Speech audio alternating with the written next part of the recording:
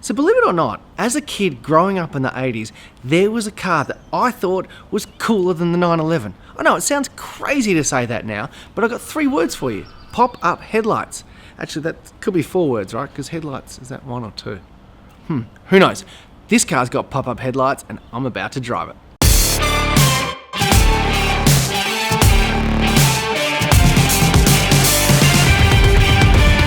Hey gang, welcome to the channel. My name is Andy. Okay, so behind me is the Porsche 944. Now these things were considered a hairdresser's Porsche long before the Boxster came along and took that mantle. But they're actually enjoying a resurgence, both in terms of coolness and values. So I'm super pumped to get the chance to drive one today. Before we hit the road, guys, if you don't want to miss the Porsche content I'm dropping, then hit that subscribe button and the notification button down below. All right, I reckon we've covered that off. Let's hit the road in the 944.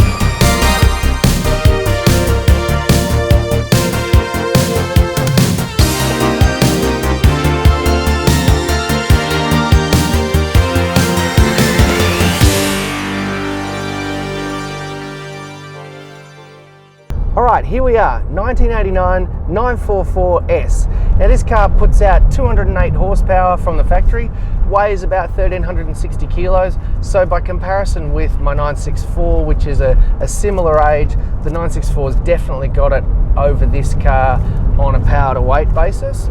It puts out 207 pounds-feet of torque, and I've got to say, the torque is where you really feel a difference. It makes this car really easy to drive. Driving it around town, taking off from traffic lights and those types of things, it's very, very comfortable.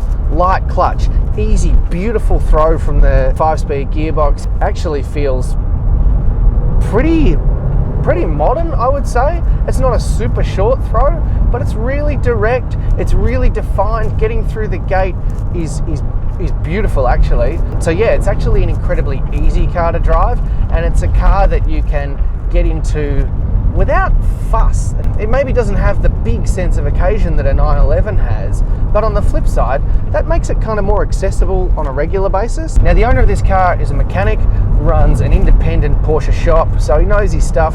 Bought it about 5 years ago, so thankfully before the prices started going north, and he bought it sight unseen. It wasn't actually running at the time, and then gradually set about getting it back up to running order. Now, while I would probably spend a fortune trying to eke additional performance, additional horsepower, additional handling upgrades into this car, all he's really done is get it running and made it nice. He's made one upgrade, which is to put the 944 turbo suspension on it. It's the factory suspension, but no fancy coilovers, none of that stuff. But the car's mega. Visibility is great.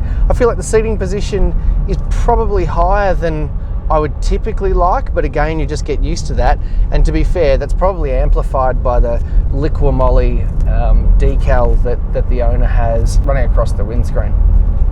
Now, unlike the 911 where you got the engine out the back, obviously the engine in this car is up front, and having a front engine rear drive car is actually a bit of an adjustment for me because the rear end is really light, and as the owner himself said to me, it's quite easy to provoke this car into misbehavior. It is. You can make the back step out quite easily. Now, I'm no Chris Harris, so we're not going to be doing any of those shenanigans today, but it does take a bit of adjusting. Now, the suspension is actually super compliant, super comfortable, and yet doesn't deliver a hell of a lot of body roll. It's actually, the car feels really quite stable at speed, and if it were my car, I would probably update the suspension, which means I'd probably ruin it. Through here, this is so good. Like, I'm just carving this section.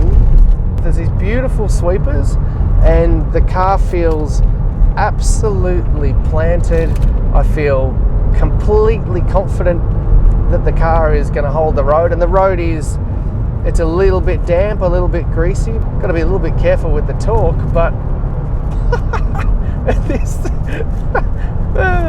Do you know, I probably need to drive a shitbox. I probably need to drive one that's not well sorted, because this is well sorted. And if you said to me, Andy, take this for an entire weekend, drive 1,000 Ks, hit the twisties, cruise in it, just have a good time, I'd be like, I would be all about that. I'd be all about it. Now, I've heard podcasters and people who I respect in the Porsche community talk about 944s and say, oh, they're really cool, but they're also really disappointing to drive. So I probably came into this drive with quite low expectations, but quite honestly, I think this car is actually a really good, fun car. So I think the person that would most likely want to buy a 944 is somebody who, you know, maybe it's a nostalgia purchase. They loved them as a kid and now they want to get into one. And so the question becomes, if you get a good one, is it worth getting? And if you're like me, if you've just got this romance connection to the 944 and you're thinking, I wonder if I could buy one and enjoy it, and then I'll tell you from my perspective, having driven this, yeah, you absolutely could. This car's a hoot. It's an absolute hoot. Anyway, guys, thank you so much for watching as always. I genuinely appreciate it. Love that you spent some time with me and took the time to watch this video. If you haven't subscribed already, then there's a little button down below. Make sure you do so you don't miss any of the Porsche content. And I really do love having you along on the journey with me. Leave some comments below. I love the comments. I interact with all of them, so I thank you for that. Again, thanks for spending some time with me today, and I'll see you on the next one.